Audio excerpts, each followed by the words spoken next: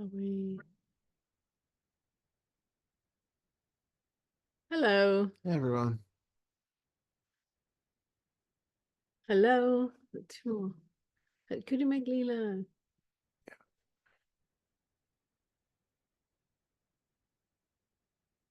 Or Yes.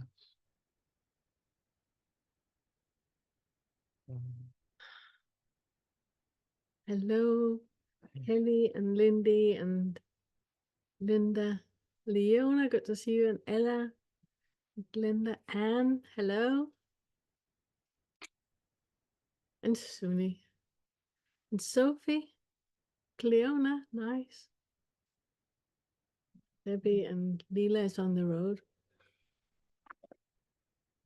And Jason. Who's Zoom user? Can't see who. No.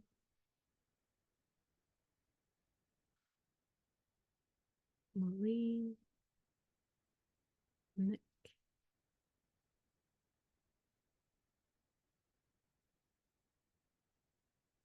So nice. Oh, and Irene with a hat.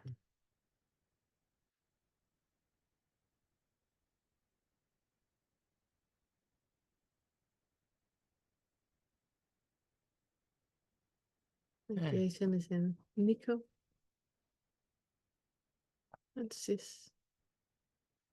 We're skipping meditation today. Yeah, we're both not feeling quite ourselves, so we're gonna have a shorter meeting today. So I think we're gonna try to end it in about an hour or so. So for the sake of time, we're going to So skip skip meditation. meditation and jump right to any questions that you might have. It's so nice to see so many new people here.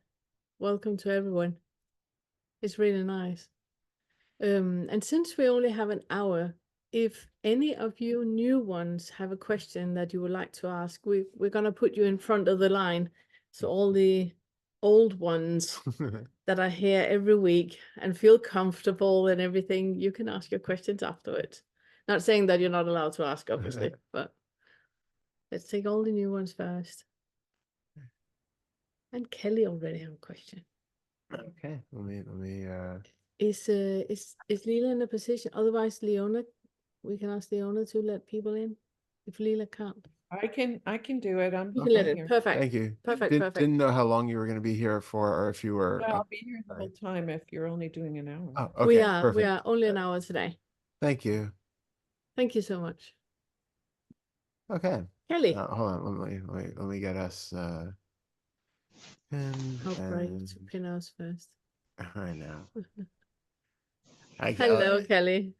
Hi, Todd and Pernille. So yeah, my question is, so I'm just working my way through the second Fetter. I absolutely love how you're doing. It just makes sense to me. But I'm meeting, darling. But I don't know whether I've had my face like seeing through self. I'm like convinced I have, but then the doubt will come in and be like, no, definitely not, because I think I still self quite a lot.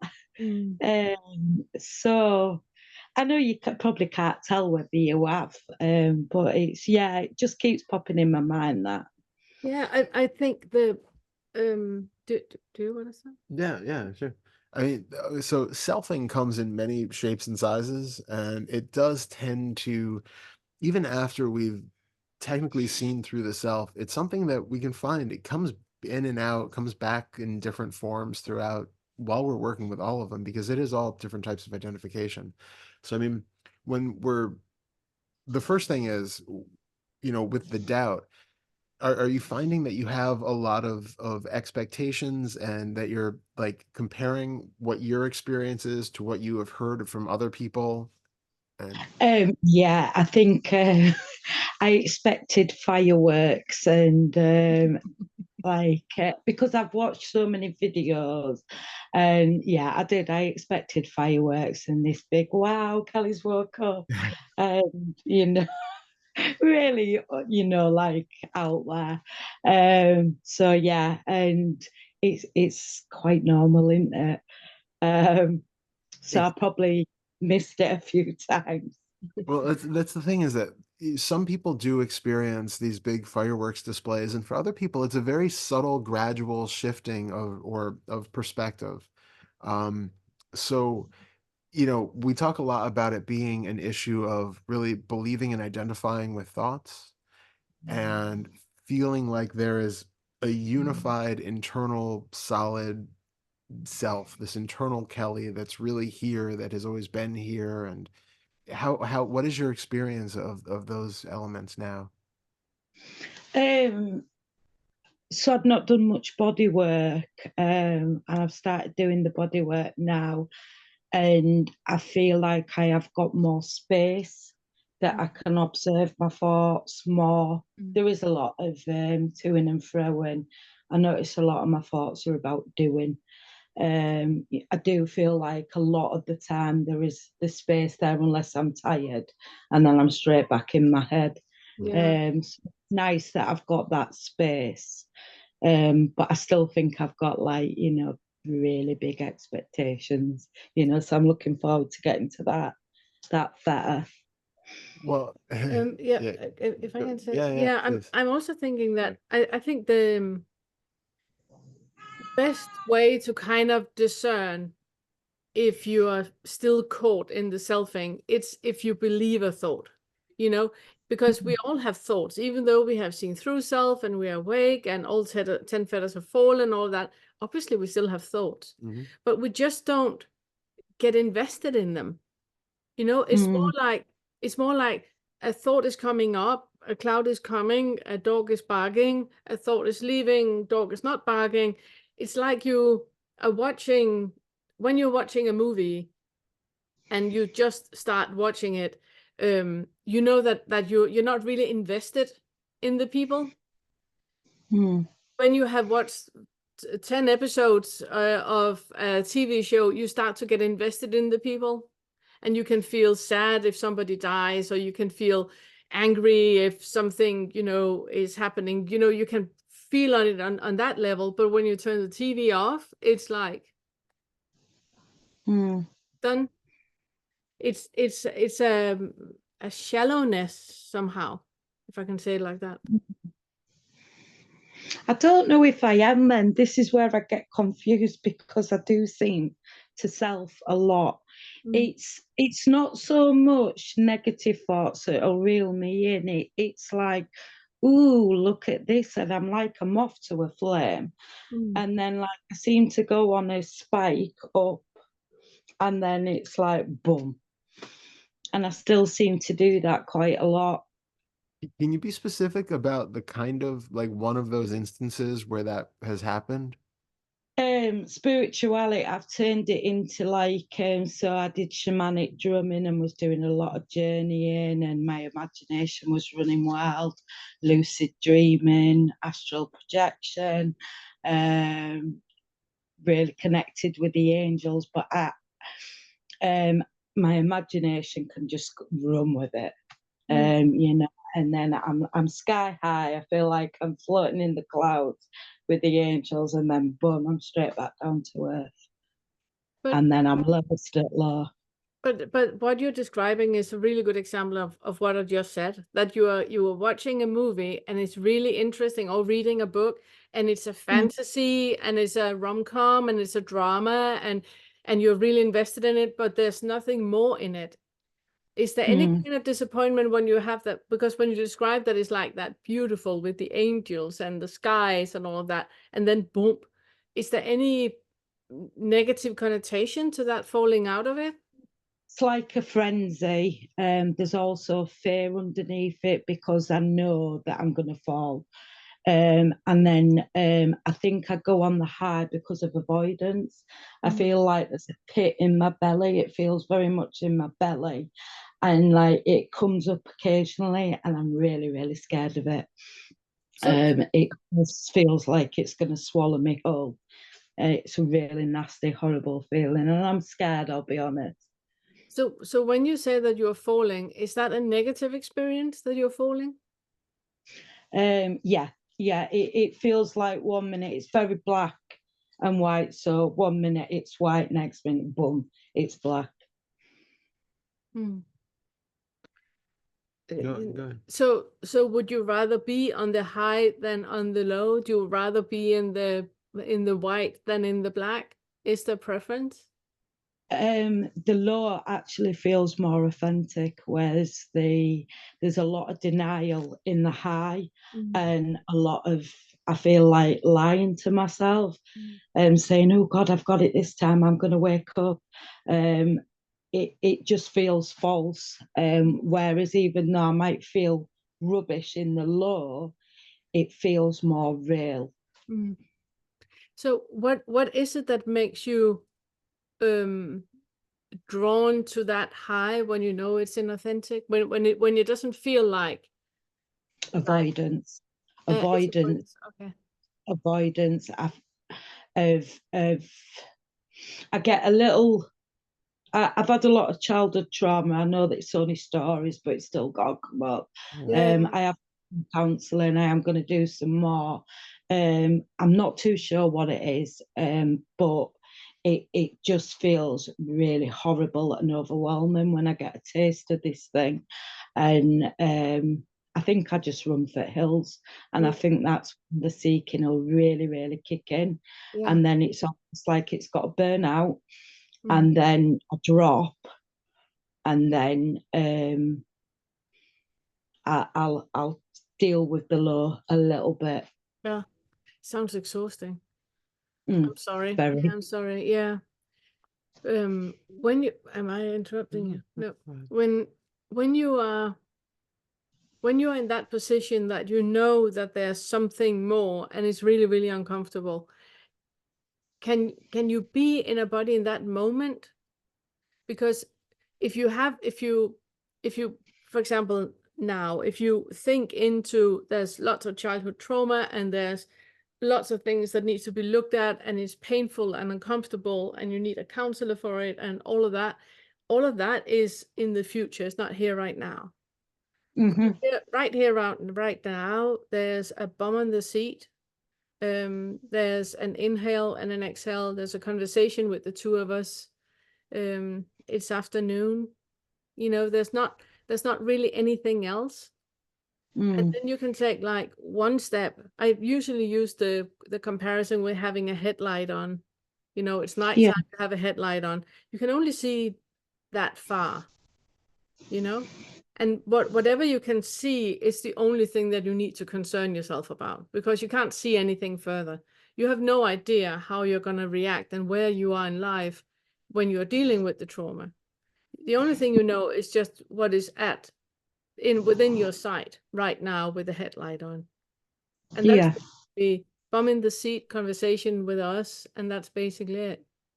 So with that, if that feeling of uncomfortable trauma that might be there, can you allow that to be rumbling in your stomach right now? Can you allow that to be just a snippet of what it might be when it's like full blown?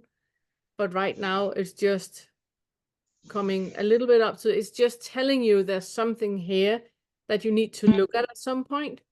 And that's all, you have, like the metaphor of the house, you have become aware there's a door and there's a room and it's super uncomfortable in that room. We're not asking you to enter. We're just asking you to acknowledge that there's a door. Yeah. You know what I mean? So you just take it like one bite at a time. Yeah. So instead of running to the hills, because there's no need to run for the hills for just knowing there's a door and there's some trauma behind that. And you're going to look at it at some point, not now. At some point, you're going to look at it, which means that right now, there's no need to run for any hills. There's no need to go into the astral projection and diversions and all of that. You can just stay here right now, bum in the seat and talk. Yeah. Thank you. That's really helpful. Yeah, I was going to also just expand on that a little bit and just say that it's also really helpful to have that, if, like you were saying, when the sensation is small, if you can feel the sort of space that's holding the sensation, feel the space that's here now that isn't all that, because I know when it gets overwhelming, it seems like that's the only thing in existence, right? Like that seems to just fill up the entire room when you have that real feeling of terror, blackness, whatever's in there. So if you can take it in the small dose where you can feel that there's something in the belly, there's something going on, and then instead of just feeling like that is the whole of experience, feel all of this space around it that's there As well. yeah, it's there as well. It gives you the room to feel both that and everything else around it. Mm. You can actually keep that up even as you're approaching this sensation in the belly, when you're starting to get into it and feeling what's there. And, we can dialogue with it, we can, engage with it in different ways, but keeping that sort of feeling of it not being the entirety of the experience, but that you're feeling all of the space around it. And if it gets bigger, the space around it also gets bigger, so that you can encapsulate it no matter how big it seems to be. There's always something in you which is bigger than it and is able to hold it at a perspective where it doesn't become this completely overwhelming explosion of an experience. So it is helpful to try to do that while it's smaller so that you can get a feel for that. Yeah, yeah. And yeah, and I agree with the, not having to just divert from it and escape into whatever might work for a while, whether it's some sort of spiritual pursuit or something else. But where I think the no self insight really is helpful there is that if you feel like there is identification with whatever is happening there, that's an indication that there's something there to be investigated in the sort of first Fetter way also. That if it feels like this is my story, my trauma, my sensation, then there's an identification there that you can look into. What is it here that is actually identifying with any of that? What is here that has been here since I was a child and who has experienced these things? Is there really something here sitting in your chair now which has experienced all of these things in the past? There might be a temporary memory of something. There might be Mm. sensations that are stored in the body, but is there actually a consistent being or a self of some sort which is actually there, that has actually experienced everything? Which you can contact, Right. because it's not just a thought about it. Exactly. It's Like a real thing that's in there.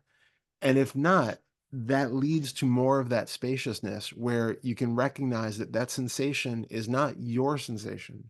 And even though it might be indicative of a trauma that happened many years ago, it's not your trauma.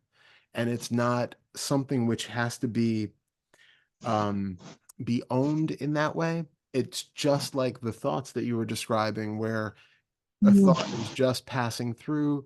It's like a TV playing in the room. It's something that you don't have to identify with on that level. It's just there. It can be heard, it can be felt, it can be seen, it can be experienced, but it's not you and it's not the entirety of your experience. Yeah, I think that might give me a bit of space, because as soon as you said that, there is a sense of ownership. Yeah. Maybe try and get a bit of space from that. Yeah. So feel who it is that could possibly own a sensation.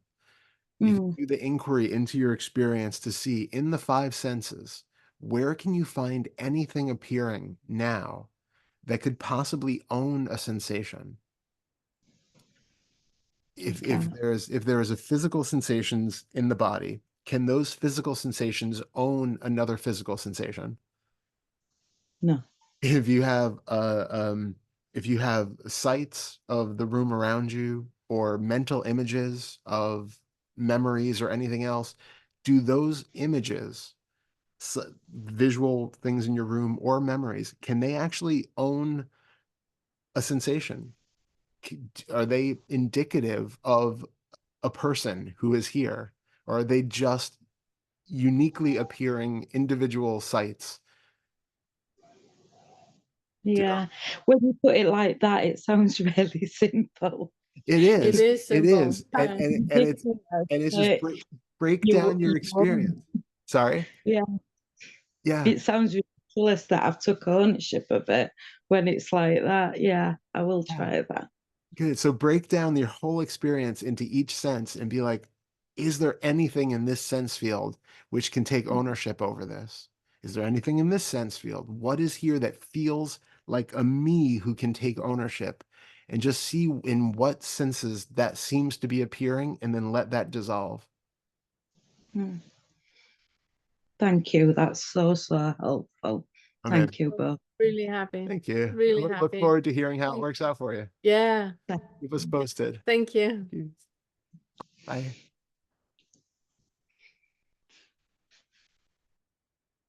All right. And Lindy. Hello. Hello. Welcome. Hel- How are you? Hello there. I don't really have a question at the moment. I just thought I'd say hello.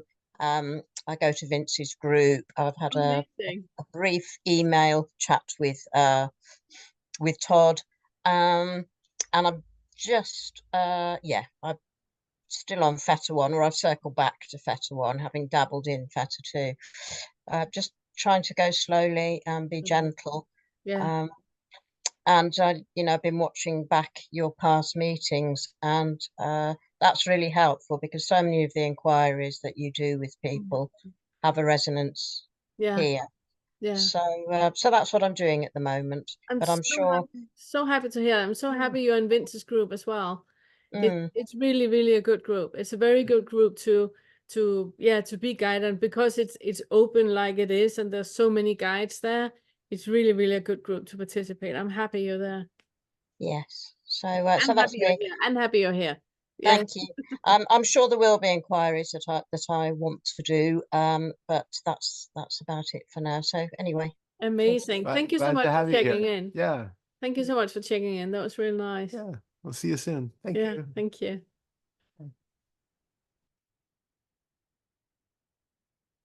That's nice. Just checking in. It is. saying Check-ins hello. are nice. Yeah. Jason, Hello, Jason. how's it going? Hello, can you hear me? I Yes, can. we can. Welcome. Thank you. I'm just checking into. I'm new to the group, and just going through the first three fetters through your curriculum. I've already see, like, in Fetter 3, I'm like, oh, I've got some work to do here, and now getting to Fetter 4 stuff, I am.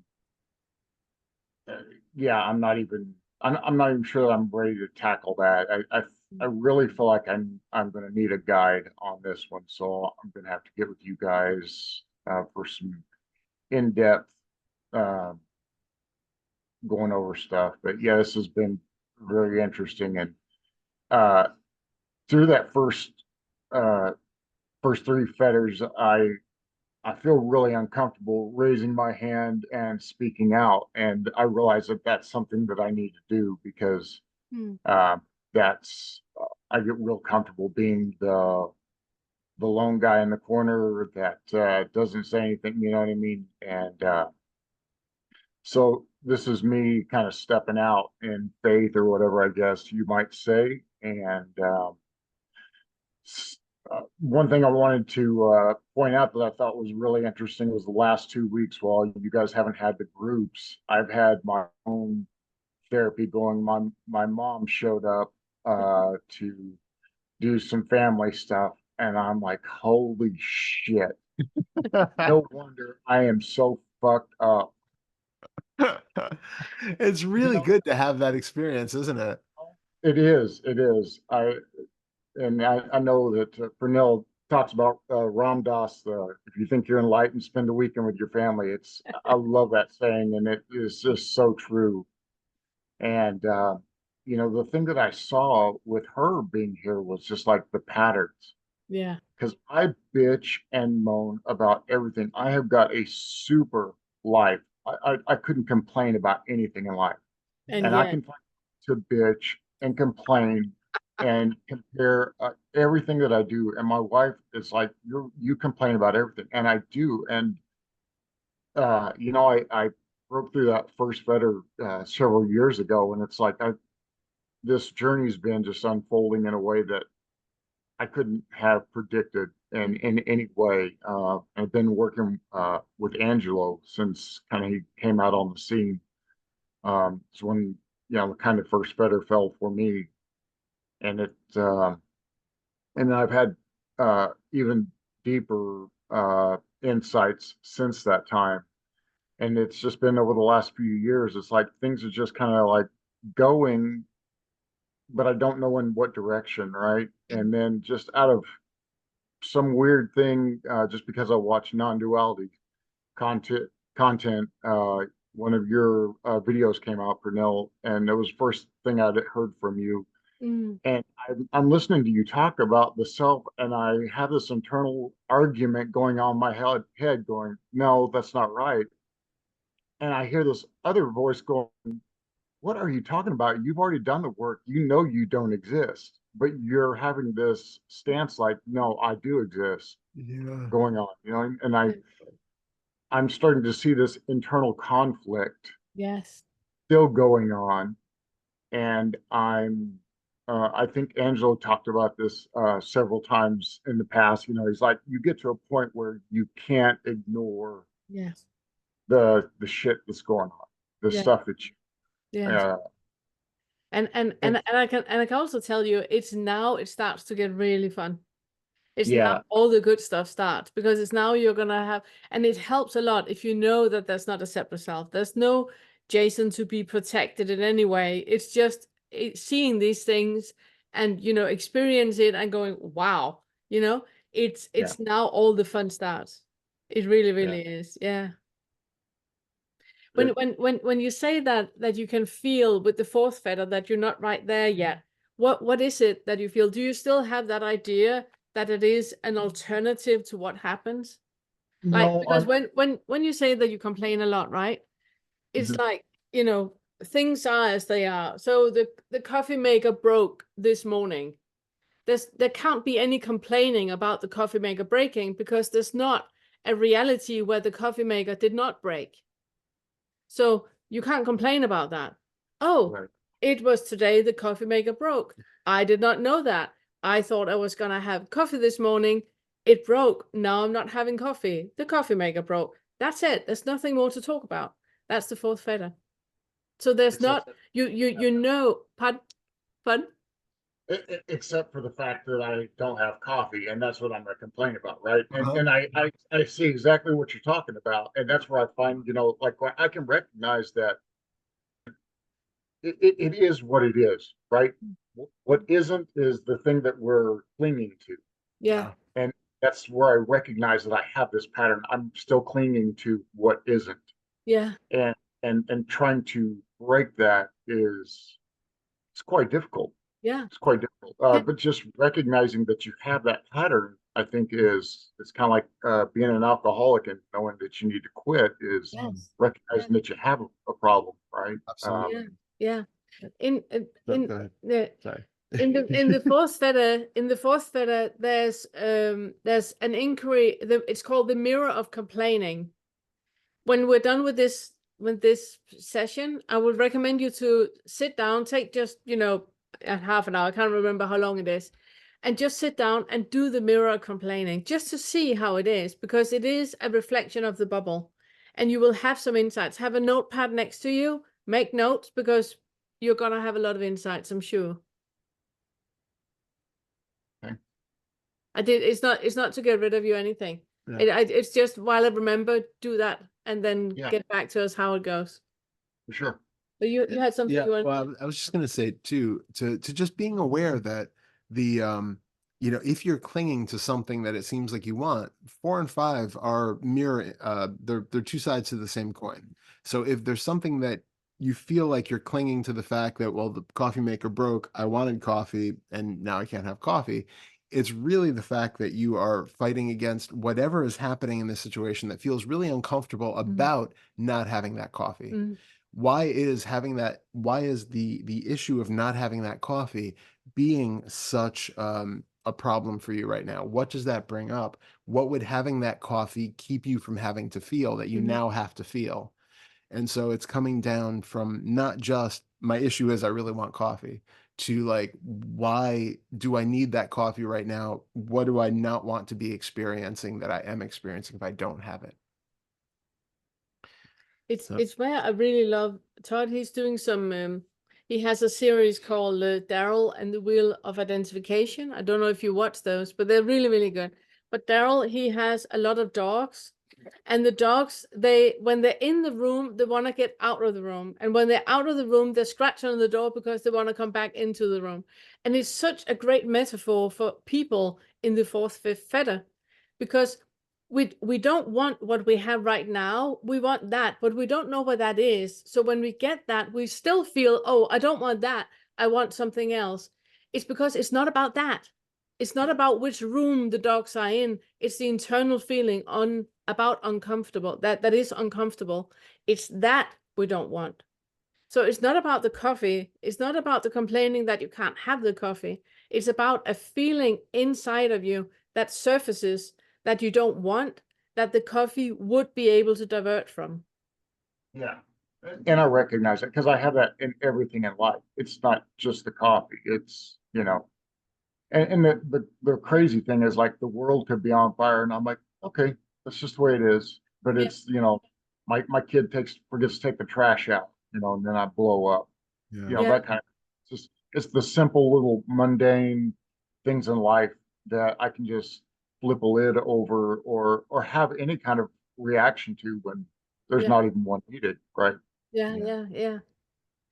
So have you sat down and done inquiries about it? Asked it, what is it you are avoiding to see? What is it you're avoiding to feel? What is it you think is so dangerous that you need to blow up about a bin instead of just facing it? Because whatever is there, when you really sit with it, with that sensory experience in the body, it takes between 7 and 11 seconds, and then it's done. So you've been fighting, 40 years against this feeling not to feel it, and it will be done before you even know it. So have you done those exercises, just sitting and asking into what is it you're avoiding? What is it you're afraid of? What is it you don't want to see? Well, and I'm glad you brought that back up. And this might be a good jumping off point for somebody else. And the reason I said I need some more help, I need a guide is, and I had sent you a message about this earlier, but I have trouble in the visualization stuff when you guys are doing the meditations and you're saying, visualize this, and that. I really have trouble doing visualizations. And so I think that's something that I'm going to need somebody to actually work with me to figure out how to connect, because I'm not making connection there some way, and probably because I have a block. Maybe, I don't know, or maybe my brain just works a little bit different. I kind of intuit things more than I like the girl that was on Kelly that was on just a little bit ago. She was talking about her imagination with all these things, and like I just don't have that, like other people do. So when you tell me to visualize things on a meditation, that's kind of tough for me to do. And I get that. So what I would recommend for you to do is next time that something like that happens, like the kid is not taking out the bin and you feel that room happening. If you can catch it before it happens, that's great. If you can't, then you have the aftermath to sit with. And what I would like for you to do is breathe and feel into the body. How does it feel to be in your body? Are you anywhere else but just the head? Are you actually in the body? And if you are, where is there a contraction? where is the tension? Where is the diversion? Is the nausea? Do you need to pee? Whatever it always is goes happening to in my the body. gut. Pardon? It always goes to my gut every time. Yeah. So I know like there's just something there, you know what I mean? Like the head clear, the heart's clear. It's just kind of that, I don't know what that chakra region, kind of in the center is. Yeah. That's where the contraction is, where I feel it every time that anger or amazing. whatever. Amazing. Then when it happens, I would like for you to put a hand on your stomach and then see if you can sit with you know, be the parent in the room. Be the one that has the overview of everything. Be the one that is calm about the situation. So you just put a hand on your stomach and just sit and go like, I'm right here. I'm right here. Whatever you need to tell me, just tell me. It's fine. So you are the adult in the room. You are the adult of Jason that is calming him down and saying, why did you get so angry? What is it you want to say that you don't think you can say in another way? So you kind of reparent yourself as if you were a little kid just throwing a tantrum. You would go to him and put him on your lap and say, okay, sweetheart, what is it? Talk to me. So you put your hand on your stomach, so you kind of like create, you know, a connection, going like, what is it? What is it? Tell me. And then just see what happens, see where it takes you. Yeah, I like that. Excellent. I'll give that a try. Yeah. And please, you know, come back either next Friday for the Q&A or here every other Tuesday. So Yeah. I would like to hear next episode. Okay, great. Thank you. Just quick Guys. question. Sorry, just quick question about the visualization thing. Because like Leela had posted about the aphantasia. Do you have like, can you bring up something where like, if you bring to mind that your kid didn't take out the trash, Mhm. does that story itself, like just hearing the words, my son didn't take out the trash, is that enough to bring up sensation in the body? No, Okay. So, not really. I mean, I could probably, I like Pernille the other day. She was saying that, she says, what happens when I say the word family? You know, and you can just feel something in the body, you know, and there's certain keywords like that can trigger us all, but go ahead with your question. I'm sorry. oh no, it's okay. I'm just trying to get a sense for what might work for you in terms of not just having to do it like you'd suggested when the incident happens or just after it happens. Because even if you can't like actually bring to mind a visual image of him not taking out the garbage, I'm wondering if there's another way that you can go about, like when you said that you intuit things, if there's like a different sort of sensory modality that you used for imagination or picturing something, if you have you know what it is that you could do to spark that sensation at will. Yeah, the crazy thing is, like, when I'm being asked to visualize something, I can't stay with it. Like if you say visualize an elephant, like I can get a quick image of an elephant, but I can't hold it. I Okay. can't hold that image and mold it and everything. And as you guys are continuing on with the meditation or the visualization exercise, I can't stay with that. But yet my mind is off going, thinking about all kinds of other things, right? I can visualize things, but like to hold something, and I can sit for a while, but just to hold an image and work with that, I just, my brain does not do it. And I think that was one of the things I was saying to Pernille before, was that when I start trying to do that, my brain just from these years is just like, that's a thought. It's not real. It's just Yeah. a thought. You know what I mean? And it red flags something and drops it immediately. Yeah. It's when I'm not concentrating that I'm in thought, and I catch myself and I go, oh, that's thought. And I come back to present again, which, is a good thing to be to the point where you recognize that you're in thought, you need to get back out. But it's when you're trying to work and trying to use that and you just can't hold it because does that make sense? Yeah, absolutely. I'm sitting and thinking of, instead of being too quick to go like that's a thought, that's not real, that's a thought, that's not real. Maybe it would be an idea just to try it out, you know, as a hat. Just try it out to see if you can use those thoughts as holograms of an indication of something in the body. Because I completely relate to what you're saying with that you can't hold an image and can't visualize and hold an image and then the thought are off. And it's completely fine. You can sit and do the type of body inquiries and meditations and inquiries we do. It's fine. You're fine. Your thoughts can be off, and when you catch them out there, you just come back to what we're doing. You haven't done anything wrong. You haven't missed out on anything, but you becoming aware of a thought being out there and just notice what is that thought about? Oh, it's fear. Okay, great, back. And then it's just without doing more about it. Then you sit and meditate again, and then you catch another thought out there. Oh, it's fear. Oh, wow, that's twice about fear. Okay, back. So it's more just using it as a lamppost, or using it as a hologram, as an indication of what is it inside of you that you are running away from. What is it that is that, what is it you're diverting from under the surface? Because your thoughts are not inventive. The thoughts are primitive, and they have an indication of what it is that you do not want to look at. So it's like the flavor or the tone of the thought, that's fear, that's anger, that's guilt, that's shame. It's one of those. So without making more out of it, just notice what is the theme of that thought, and then you get back into the meditation or get back into what else you're doing. So it's just that noticing, what is it that I'm trying to avoid? So instead of having the feeling of defeat when you sit and meditate and the thought is out there, and then couldn't hold it, instead of having that feeling, then be inquisitive to what is that thought actually indicating. Okay, I'll work with this and get back with you. But Amazing. I do have one quick question before you go, Sure. because I do want to give somebody else a turn. You talk about in meditation, do a Kegel. I have no idea what a Kegel is. Ask your wife. It's if you sit up straight now,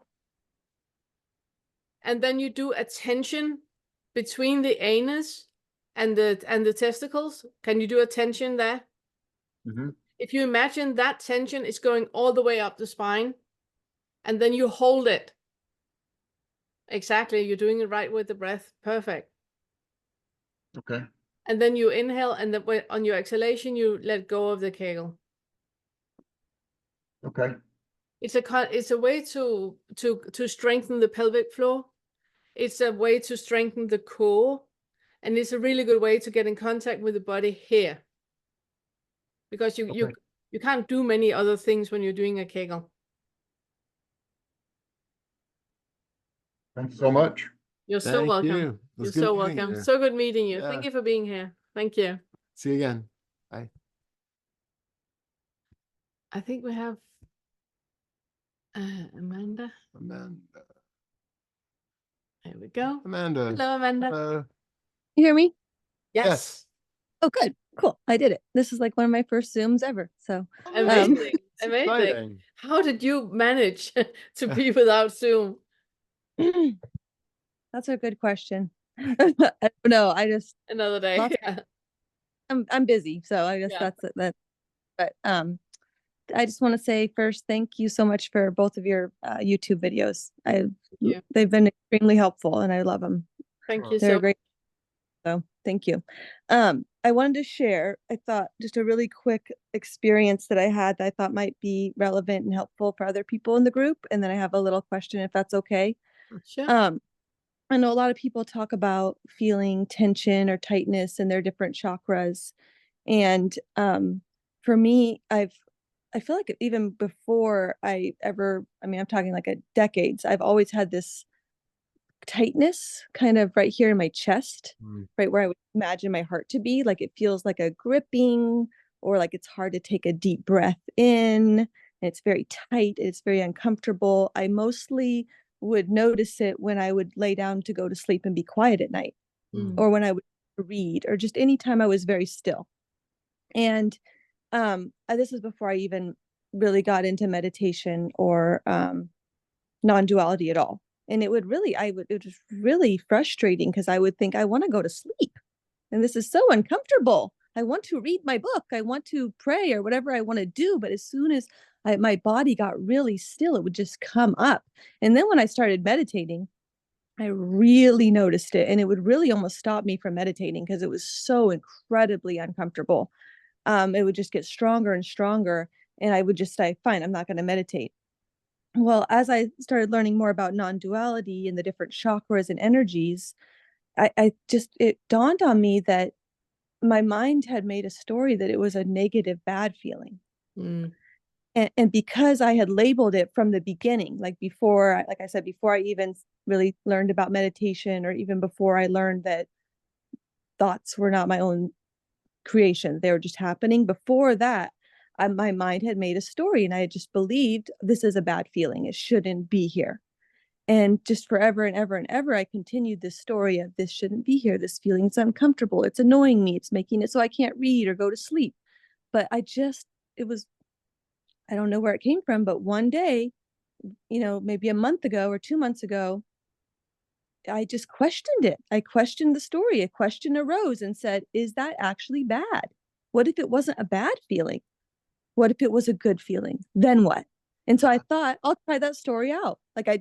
Okay, let's try that out for a change. And I just tried out the fact. So the next time the feeling arose, I just intentionally decided, oh, the good feeling's here. Even though I didn't totally believe it at the time, I thought, oh, I'm going to try out. It's a good feeling. It's here. It's something. It's a portal to my awakening. Okay, it's going to be a great feeling. This not a bad feeling. It's not pushing me away. And so I tried out a new story, and it was like the minute I really just went into that new story, it was like the feeling was good. It actually was good. It wasn't bad anymore. And not only that, but it was like a series of it's very hard to articulate, but it was a series of other stories from my past that I'd also labeled bad or good, and all the power that they had over me and all the belief that they were either good or bad just fell. Yeah. It just all simultaneously fell in this, like, it was like retroactive. Like I retroactively went back into my past, and it was just like a simultaneous download, like instantaneous, of like, oh, well, it's nothing is good or bad. Yeah. It was very intense, you guys. I just had to share that because there's not a lot of I could share it with, but it was just questioning and being able and being very willing and kind of innocent to question this very, like, felt like it was with me forever, feeling of tightness, and just deciding, well, what if it's not bad? What if it's good? And it was, and I've had lots. Yeah. Huge one for me. I love it so much. I love it so much. It's so bizarre that we decide that some things are good and other things are bad. It's so bizarre. Who are we to know? If all of us look back at our lives, some of the most transformative experiences in our lives was something that we at the moment put a label on and said was a bad experience. This is a bad experience. I don't want this experience. And yet it turned out to be one of the most insightful ones. This is a bad person. I don't like them in my life. And then it turns out to be one of the most, insightful experiences you can have. We're so limiting ourselves when we believe that things are good or things are bad, and that they can even be good or bad. They can't. Right. They can just be. Exactly. And then, of course, my mind wants to go back and go, well, gosh darn, that whole entire time you thought that tightness or that pressure was bad, and you didn't even know. And then it wants to make that into a story too. But it's like, or there was a power that I had given my mind, that it was allowed to do that. It was allowed to tell me good or bad. And I just automatically thought, you're right. You know better. And now I really honestly can barely do it anymore. Like, I have an adult child who is having a very, very difficult mental health issue. It's extremely draining and extremely hard. And for the longest time, I've decided it's bad. And just, it seems so callous, you guys, but I've decided it's not bad anymore. It's just what is. And actually, it's beautiful. Even though I know that he's suffering, even though I can see that it's deep, dark depression and like anxiety, and it's debilitating, and it's still, I can't, it's in my truest self. If I sit with the story and what's happening, it's beautiful. It's not good or bad. It's just simply beautiful. It is as it is. It is as it is. Yeah. It is. And so I think that's something that's been really, I don't know what fetter you call that, but that's something that I'm really in the midst of, and really there. But the thing that came along with it, the question I have, because as you guys are talking and, oh, do this inquiry or do that, or you should try this method or you should try that method, I had this feeling in or this voice or this thought that goes, well, why? Who cares? Don't try to change anything. Just be with whatever it is. Why even give somebody advice? It's just, I'm very in this, I don't know how to explain it other than, I don't want to call it apathy, but there's just a lack of like, I don't even want to call it drive. I don't really know how to put my finger to it, but like I feel like I'm stuck in this place of, well, since nothing's good or nothing's bad, I just feel like here I am. I feel like I'm in this kind of weird limbo. Does that make sense? Yeah, it does. Yeah. Do you want to take the nihilism? Yeah, exactly. Yeah, you take that and I take the other part. Well, I was going to say it's where we run the risk of crossing over into nihilistic territory. And so we have to be very, very careful if it starts to feel like that apathy is becoming, or if the understanding that everything is perfectly well as it is, and it is just as it is, there's the experience of it that you felt as the cut and dry experience is wonderful. Beware though, if you're making another story out of that as being the case. So you previously had a story that this sensation was bad, depression and anxiety are bad. Now you flip to the other side where this is good, that's beautiful, but they're still both stories. You're still getting caught in one side or the other. And we run the risk of going from where we were looking for meaning in life to having the recognition that, well, there's nothing to do, everything is fine as it is. And that can actually lapse into the basically opposite of looking for meaning, where we just come to the conclusion that there is no meaning. It doesn't matter what we do. Which and then is that still a becomes, meaning. exactly. And that becomes itself this sort of nihilistic anti-meaning, which is, like you Still a said, it's still meaning. a meaning. So we're still getting caught in a concept in either direction. So ultimately, coming to the conclusion that, or not even the conclusion, but the experience that everything is as it is without putting even the label of good or bad on it. It's like a great step to recognize that what we once took was bad was a coloration by thought.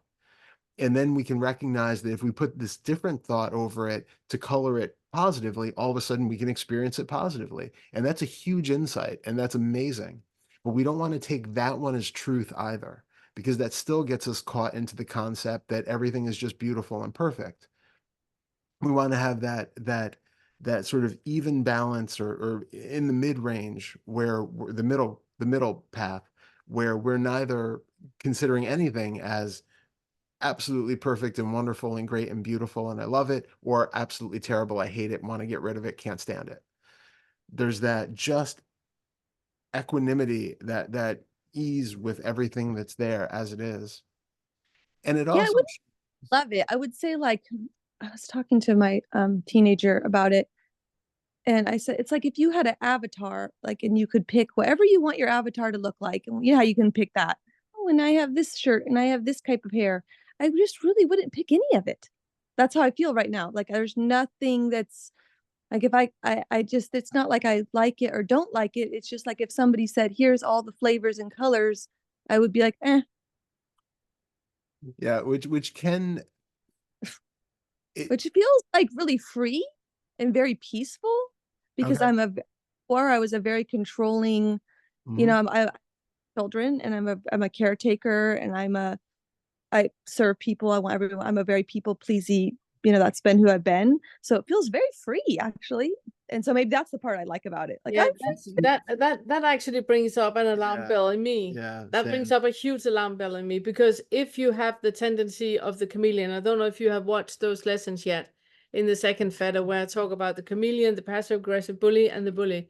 The chameleon has a tendency to be absolutely perfectly fine by not having any of their own needs met, but just keep meeting other people's needs, because why not? I don't really care if my need is met. It's fine. They are really invested in having their needs met. I'm not that invested in it. Why not just meeting their needs?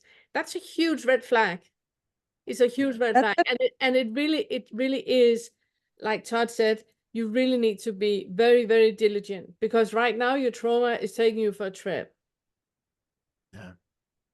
So what's a good, just try to, Yeah, because I was just gonna say, I've been exactly there, because I also come from the chameleon people pleasing sort of a background. And I know exactly that feeling of like, there's nothing that I particularly want. There's nothing that, nothing really, I don't enjoy anything that much. It's not so fine, just, doing absolutely whatever everybody else needs me to do. And that is, as you said, it's just a trauma response that is playing into our starting point that feels really comfortable, but it's not coming from a really authentic place. We have to be able to understand and recognize that it's okay to also have your needs met. It's okay to also have that solid sense of a healthy self, where you can then again take the middle road in both of those, so that you can be stable, you can be selfless and giving and loving and offering, but it's coming from an authentic place, not from a place of trying to make yourself as small as possible and to subvert your own needs. And it normally helps when you're talking about the avatar and you don't know which shirt to pick, because I mean, it doesn't really matter. Then the avatar can just run around naked. It doesn't really matter. But if you were taking care of a child called Amanda, and she was like, I don't really care, it doesn't really matter, I can just run around naked, it doesn't really matter. You would take her, just like we just talked with Jason, you would take her on your lap and you would say, come on, sweetheart. Do you think the avatar would like a dress or trousers? Do you think the avatar would like a black shirt or white shirt? And then you slowly start to develop a preference out of two choices. Because when you start to become aware of the non-self and become aware of all the foundational underlying beliefs of the chameleon, for example, one of the things is that it's daunting. And it helps if you choose a shirt, not because one shirt is better than the other, but because the avatar can't run naked around. So you choose a shirt. Then you might go not for a color, but you go for the fabric, or you might go for long sleeves instead of short sleeve, or you might go, you know what I mean? Yeah. So Yeah. it's not that it's one of the other things about what you said about your son having the depression and the anxiety, that it's beautiful. I would like for you to be in a position where it's nothing. It's not beautiful and it's not tragic. It's not positive or negative. It's not either or. it just felt like my mind Yes, went, this it is of like nature, and like you've been fighting against it for 10 years. Yeah. Why don't you and just view it as this supposed to be here phenomenon, like instead of trying to like go out and organize and try to stop a tornado from coming, which is very exhausting and it's like more Absolutely. thinnest Absolutely. layer. My mind went, just stop and view it through a different lens of wow, Yes. Yeah. powerful, and it's been helpful because I've been able to meet my child in a way that's not like, hey, I don't like the way you are, we better change it quick. Yeah. Yeah, no, that's Never super. worked. No, it doesn't work. Yeah. No, it doesn't work. But so another thing I also want to say, and it's just, if you're in a position right now where everything is beautiful and you right now have head above water and you feel that you can finally exhale, then stay there.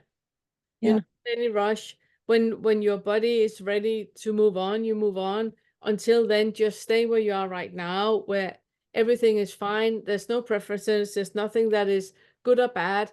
It is just as it is. And then you just flow with that. And that will bring so many new insights to you. Right, because I feel like one of the other really big insights for me was like, well, why do I want to practice non-duality? Why do I want to have this realization? Why does that matter to me? Like really, like Adyashanti says, like figure it out. Yeah, absolutely. And if I'm straight honest, it's because I thought, well, I'll be a better mom. Mm. I'll be able to all these needs so much better. I'll have way more equanimity. I'll have way more insight. I'll be much more loving. I'll be able to meet people and have more presence. I will.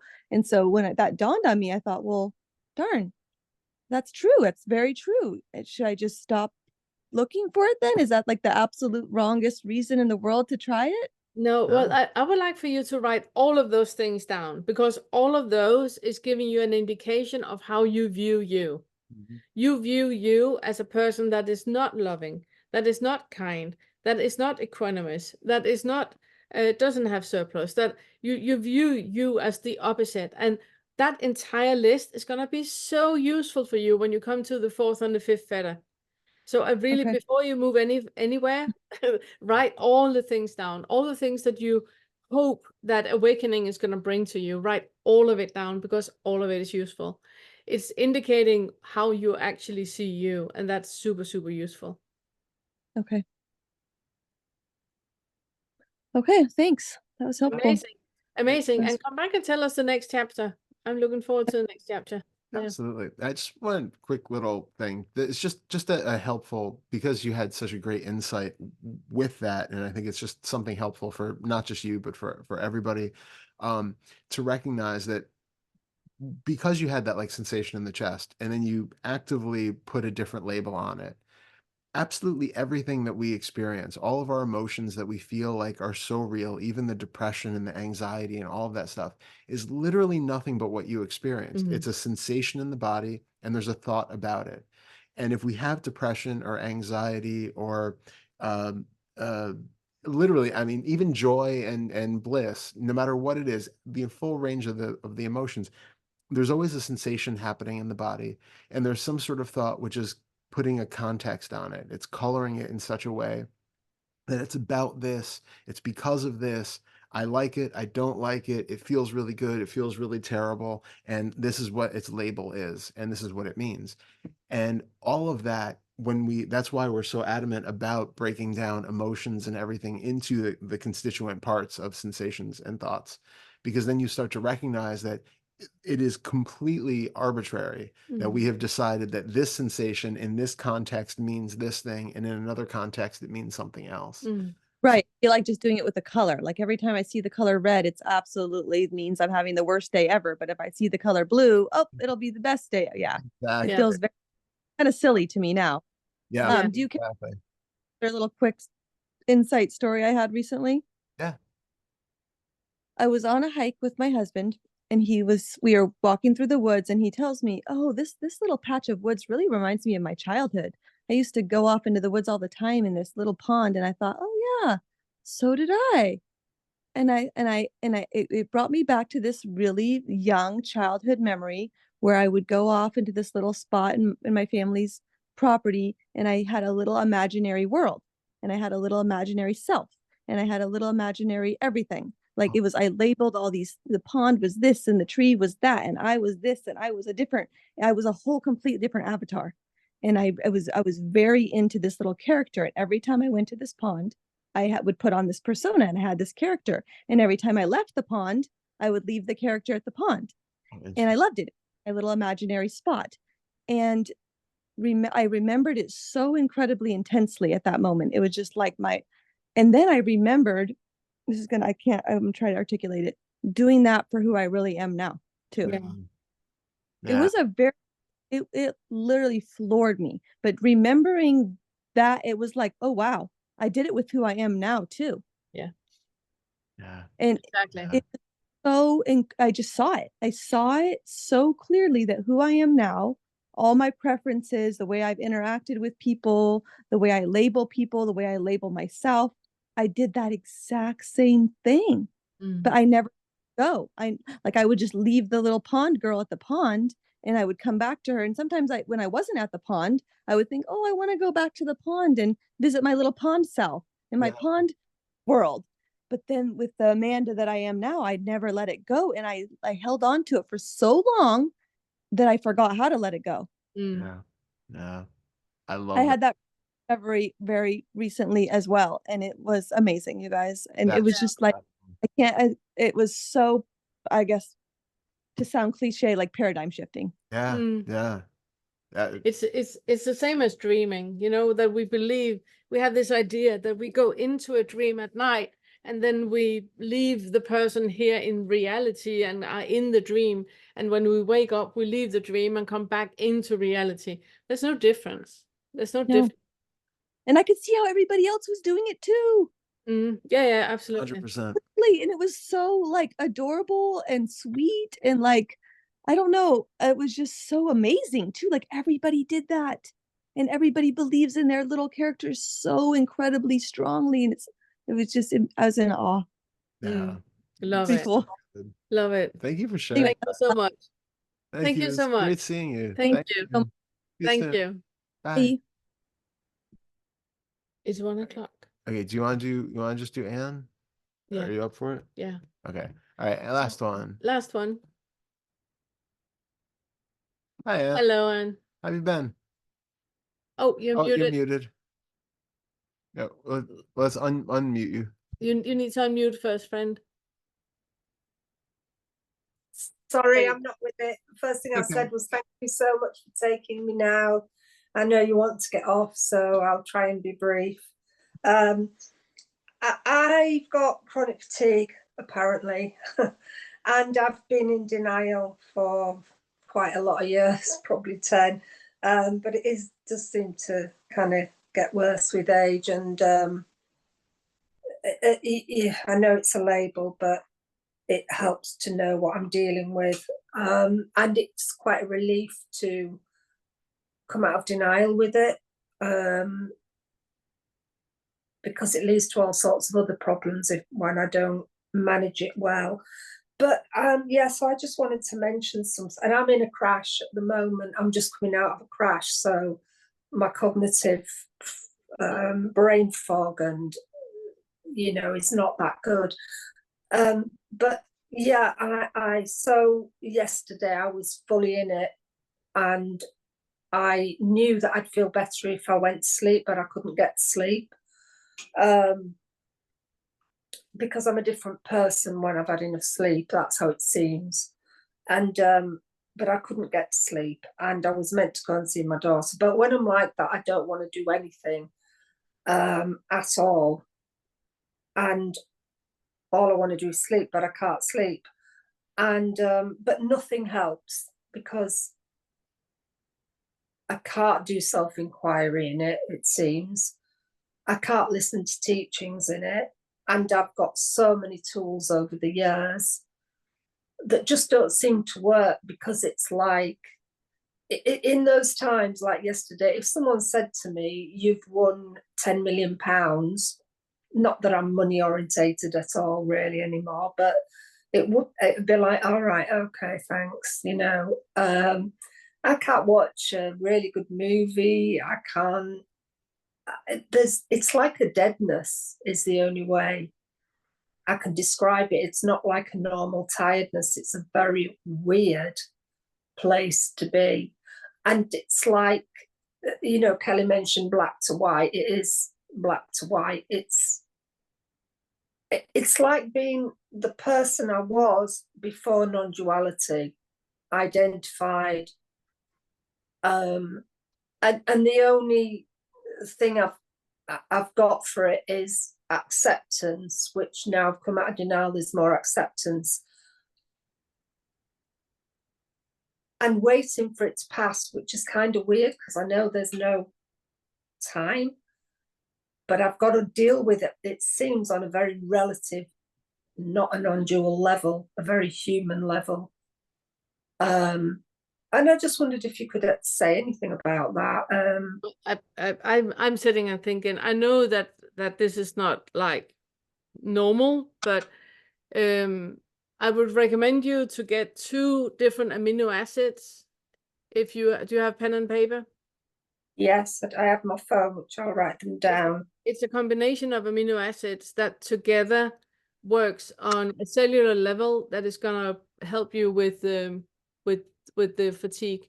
The first one is called trimethyl glycine. So tri like 3. Yeah. Methyl glycine, yeah. Methyl. Is it all one word? Yeah. Glycine. I'll just Google get the right word. GLYCIN. Glycine. Oh, hang on. GLYCIN. Yeah. Trimethylglycine in 500 milligrams. and another amino acid that is called N-acetyltyrosine in one word. 500. Everybody energy. that loves biochemistry, we love short words. So Yeah. N-acetyltyrosine. What was the second one? It's an N N dash acetyl, ACETYL. ACE T AC ACE TYL, acetyl, EYL. Yeah. and tyrosine, THYR. I can't say it in English. Choosing TRYTHR. I can't say. I need to write it down. I can spell it in Spanish for you. RY ROSINE, I think, in English. RONSIE. Tyrosine. How do you spell tyrosine? Tyrosine. Okay, that's fine. It'll come up. How many milligrams? 500. 500. Thank you so much. And That's in the UK, you can usually get them from bulk. oh yeah. Yeah. Yeah, they'll come up. Yeah, I know bulk, and I use them. Yeah, because and you take one of each, and you take them together with food in the morning. Okay. Do they give you energy? It's only giving you energy when you have the type of fatigue that you have. For other people that are sitting and listening, you would need serine or lysine, but that's a different story. But what you need is though a combination of those two. Yeah.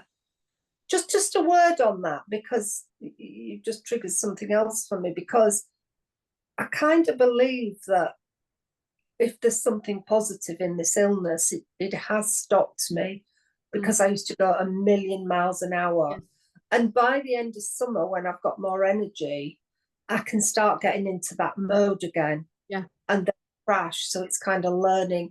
So I'm a bit scared of taking something that This is not giving you energy like that. This is Okay. giving you, it's gonna give you a cellular energy. It's not yeah, cellular, it's not gonna yes. give you caffeine energy, but it's gonna give you a cellular energy so your body can recharge. It's not gonna That- it's not gonna Yeah, have the that feeling. really makes sense, because it feels like there's a certain kind of energy that's been drained out of me. I Yeah. sometimes say to people, it's like having your blood drained out of you, because I'm alive, but I feel dead. Yeah. I feel like I've been buried alive. That's how it is. I'm a walking zombie. Yeah. And so cellular energy, something clicks that it might be a cellular energy that I'm into regain. So it's not going to give you energy like caffeine or anything like that, or Q10 or anything like that. It's not going to give you energy like that. Also, like you just said, I would never recommend that to you, because you are the burn your candle in both ends type of person. So it would never be beneficial to do that. That's just that. But it's going to give you a feeling of more calm, because right now part of that exhaustion that you have is that inner vibration that you have, where it's just stressed but exhausted, and and that combination is gonna help with that.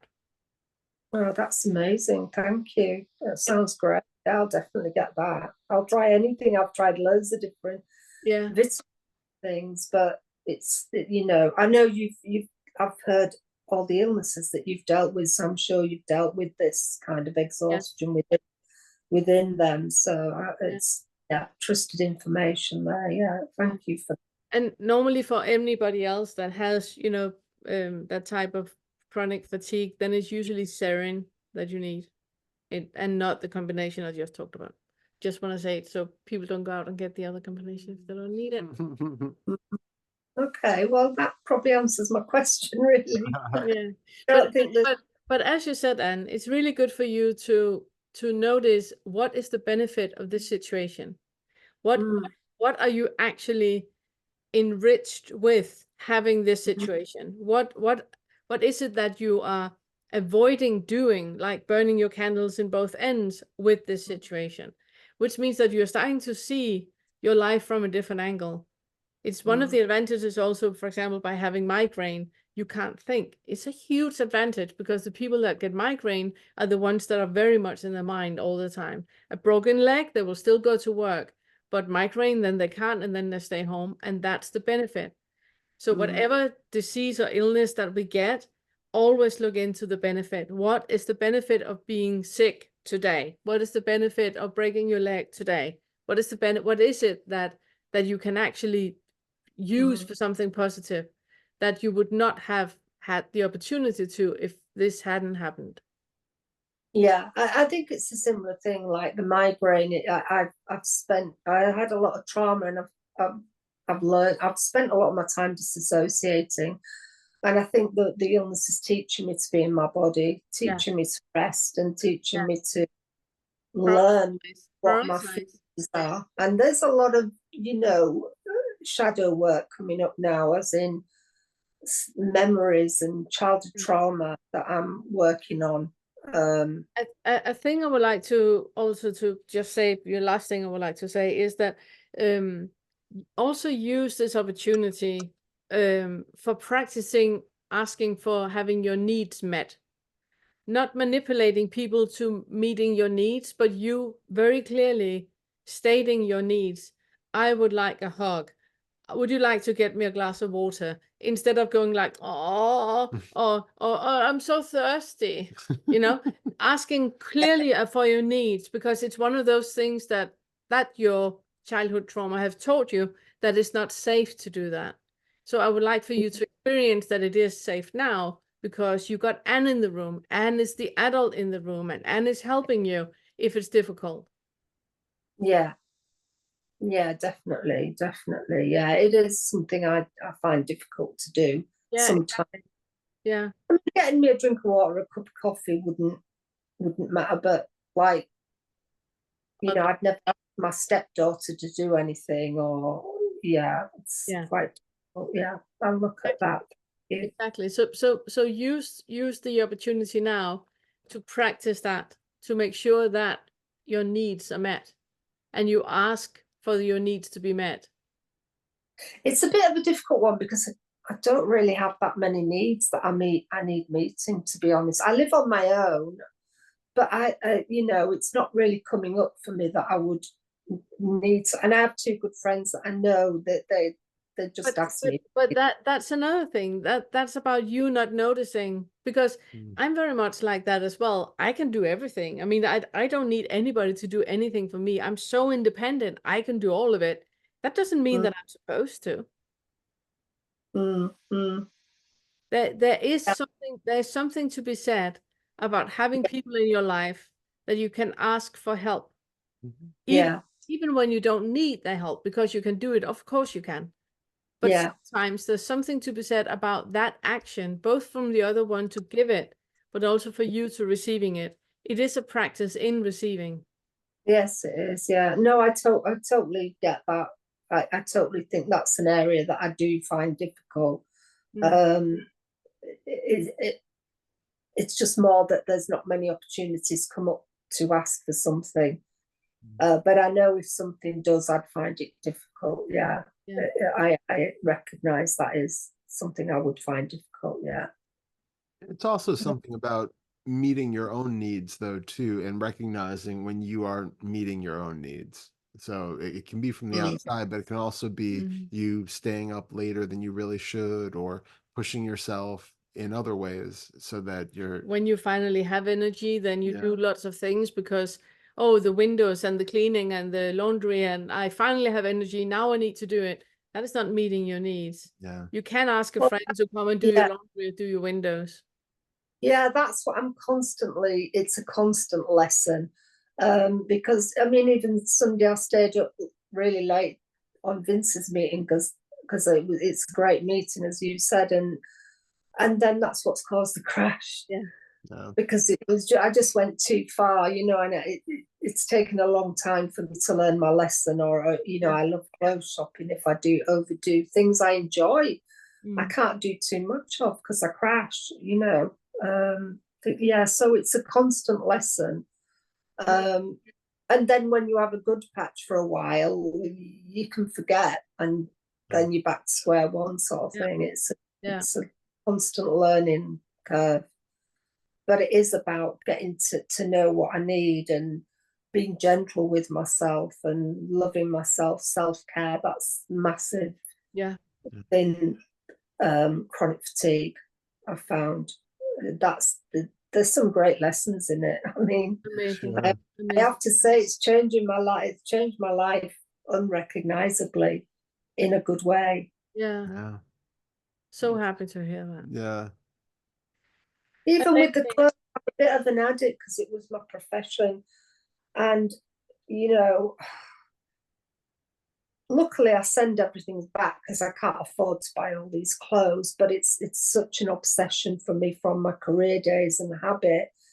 And the other day, for the first time, it's like I had to look at, is this really serving me? You know, is this addiction really, you know, is it that important? And again, I've been in denial about it. So, you know, some things have been uncovered that are really useful at the moment, and I'm really grateful for that. Amazing. Yeah, I'm really glad to and hear. I'm grateful for you. You put me on to Vince. I've got this meeting. So at last, I've got this kind of what feels like a safety net around people that can speak my language. So, you know, it's just amazing. Amazing. great. So happy to hear that. Absolutely. Thank you so much. And let me It- know how you yeah. get on with the amino acids. Yeah. Yeah. Good luck. Well, Yeah. thank you so much for that. Thank you. Much love to you both. Thank you so Much to much. too. Thank you. Just a quick little thing just before we wrap up. Just want to also say, for anybody who hasn't seen, we do have the Discord group. Yes. So, yeah, I don't know how many people here have signed up to it already, but I know the last I looked, we had over 60 some people who were part of it. But if you have not joined the Discord group and you would like to and you want to find out more about it, feel free to email me at unfetteredmindfulness@gmail.com, and I can send you the link. I posted well, actually, we both on both of the YouTube channels have posted the link in a thing. Yeah. But Because the reason why we created the Discord was that we would like to have a place where you can go to a meeting whenever you need a meeting. It's great to have the Tuesdays this week, and remember next week it's Friday for the Q&A. You have Vince every Saturday, but sometimes it's nice just, you know, if you have something you really need to talk to someone about, that you can, and you can do that in the Discord. There's a hive mind group video chat where you can go in the room, and then other people can join you, and then you can talk about whatever it is that is going on in your life right now that you need other people to guide you in or to help you with. and there's also text chats where you can ask questions and that sort of thing. So Yeah, that was really nice. Yeah. So the other thing is the next time we meet is Q&A on Friday next week. And is there anything else? That's it. I think that's it. All right. Thank you all so much. Thank you so So much. good seeing everyone. Thank you so much. So good seeing all of you. Really happy you're here. Have a great week. Have a great week. Can I just ask you, do you have to download the app, like a Discord app? You don't have to. You can do it through the browser. I know they always say that the functions are better if you do download the app. Oh, I'll download the app. That's fine. I just wanted to ask the question. Yeah. Okay, I'll do. Thank you. Better. But we haven't done it enough to actually. We know absolutely nothing about Discord. We're not experts in that. No, we've gotten better, but no. No. All right. Okay. Good luck. Thank you. Thank you, guys. Bye.